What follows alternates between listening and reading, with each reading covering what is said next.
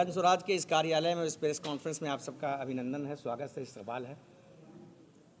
आज देश की संसद में, ये लोकसभा में वक्फ संशोधन, आज देश की लोकसभा में वक्फ संशोधन विधेयक जो है 224 उसको ये किया जा रहा है, उसको 2025 के नहीं, इसमें आवाज़ नहीं क्या, लोकसभा में वक्फ संशोधन विधेयक 2025 को भारत की सरकार पेश कर रही है और 8 घंटे की बहस चल रही है।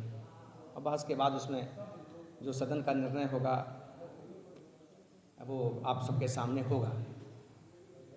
हम जन स्वराज की तरफ से यहाँ मौजूद हैं और ये आपको बताना चाहते हैं कि जो ये वक्फ संशोधन विधेयक लाया गया है वो भारत के संविधान की आत्मा को दुखी करते हुए, भारत के संविधान की जो आत्मा में जो प्रावधान किए हैं भारतीय संविधान के अनुच्छेद 14 में, 25 में, 26 में, 27 में, इनका वायलेशन करके ये लाया गया है। मैं आपको पहले बता दूं ब्रीफ की, वक्फ का अर्थ होता है प्रॉपर्टी ऑफ गॉड, दैवीय संपदा, ईश्वर की संपदा। और ईश्वर की संपदा तो वही होती है जो हमारे पूर्वजों ने, बाप ने, दादा ने, या जिनको बाल बच्चा नहीं था और उसके पास बड़ी प्रॉपर्टी थे, तो उन्होंने उस संपत्ति को ईश्वर के नाम पर दान कर दिया कि इससे गांव में जो गरीब बच्चियां हैं उनकी शादी होगी, मस्जिद का रंग पुताई होगा, दरगाह का देख रेख होगा, करबला का होगा, ताजिया बनेगा, इमाम बाड़ा बनेगा, गांव में कुआं खुदाई का काम होगा, मुसाफिरों की सेवा होगी। इस तरह जन कल्याण के कामों के लिए वक्फ का प्रावधान किया गया था। वक्फ की चूँकि बहुत बड़ी प्रॉपर्टी थी भारत में, इसलिए 1954 में एक एक्ट लाया गया, वक्फ एक्ट 1954, जिसके तहत पूरे देश में सभी राज्यों में एक वक्फ बोर्ड का गठन किया गया और केंद्रीय स्तर पर सेंट्रल वक्फ काउंसिल का गठन किया गया ताकि इनका प्रबंधन हो सके। और आपको जान के ये भी बता दें कि इसमें राज्य सरकारों या केंद्र सरकार का कोई फंडिंग नहीं है। वो जो वक्फ प्रॉपर्टी है, जो जिसको स्टेट कहा जाता है, प्रत्येक वक्फ प्रॉपर्टी का जो ये है उसको स्टेट कहा जाता है, ESTAT स्टेट, उसके द्वारा 6% राशि दी जाती है राज्य वक्फ बोर्ड को और 1% सेंट्रल वक्फ बोर्ड को। उसी राशि से इसका प्रबंधन होता है। तो हमारा जन स्वराज पार्टी का ये मानना है कि ये जो विधेयक लाया गया है ये वोट के ध्रुवीकरण के दृष्टिकोण से लाया गया है, मतदाताओं के बीच में चुनाव को प्रभावित करने के लिए लाया गया है। इनका मकसद कोई विकास नहीं है, कोई कल्याण नहीं है। और ये हमारे नेता सरदेव प्रशांत किशोर जी ने आज भी बयान दिया है, और जिस दिन अगस्त में ये लोकसभा में लाया गया था उस समय भी हमारे नेता सरदेव प्रशांत किशोर जी ने कहा था कि हमारे देश के जो राष्ट्रपिता महात्मा गांधी और अन्य पूर्वजों ने जिन देश को अपने संघर्षों से, खून से इस देश को आज़ाद किया था, उन्होंने समाज के सभी वर्ग के लोगों को आश्वासन दिया था कि जो आपकी धार्मिक आज़ादी है वो इस देश में सुरक्षित रहेगी।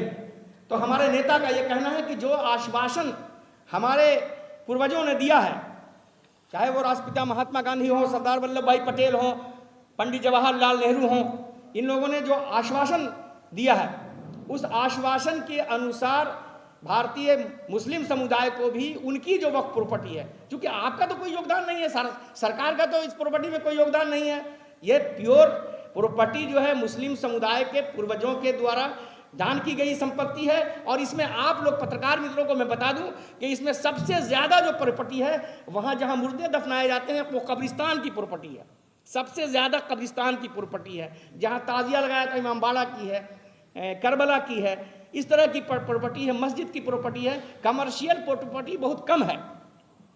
इसलिए जन स्वराज पार्टी इसका विरोध करती है। और हम हमारे जो मित्र हैं, बगल में मेरी दाहिनी ओर ये सरवर अली साहब है जो हमारे पार्टी के प्रदेश के महासचिव हैं, भाई दानिश खान साहब हैं जो युवा के महासचिव हैं, जनाब रहमान ठट्टी के जनाब अवैदुर रहमान साहब हैं जो हमारी पार्टी के कोर कमेटी के सदस्य हैं, शांतनु जी हैं जो जिस मकसद से आप लोगों को बुलाया गया है वो आप लोग समझ रहे हैं कि आज हमारे एक तबके के लिए काला दिन है और आज पार्लियामेंट में उसको पेश किया गया है।